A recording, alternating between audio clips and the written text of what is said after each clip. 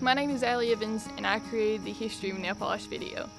The original idea came back last summer. I kept getting all this college propaganda, and so I was throwing away 5 papers at least every day. I decided to take all that paper and turn it into a paper animation, and I'm a big nail polish enthusiast, so that's where I got the idea to do the history of nail polish. Pre-production on this was pretty heavy. First I had to go and research everything, and then once I had my research done, I created a script, and I used the Rode NTG1 as my microphone and a Zoom H4n as my audio recorder. That was what was the basis of how many frames I was going to need for each section, and how long the whole video was going to be. At the beginning, I had allotted a full uninterrupted week to do this video. It took a lot longer.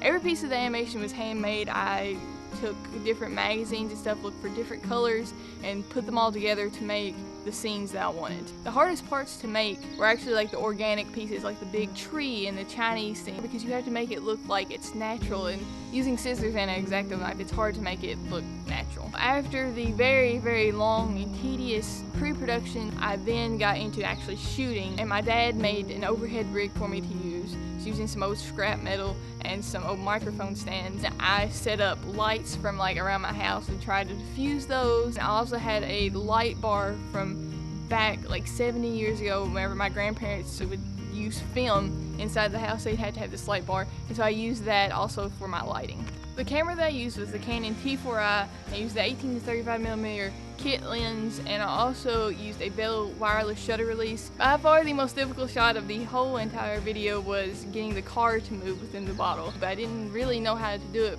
So I made one big sheet of collage paper, and then I traced around the nail polish bottle as a template like 100 times or so, and then I would cut off one edge and then glue on another edge so that it would get the feeling that it was moving. We have a very exciting update. It's currently 1:14 a.m. and we have one last piece to cut out on the car driving in the bottle. The last scene is in 2016 whenever I'm talking about nail art. If you notice, it's not actually in a bottle, and the reason why I decided not to do that was because I wanted to leave it kind of symbolically open, because who knows what's going to happen in 2016. I used Premiere Pro CS6 to put everything together, and I used Audition for audio editing. Alright, well that's the full process of how I made the history of nail polish. I hope you enjoyed it.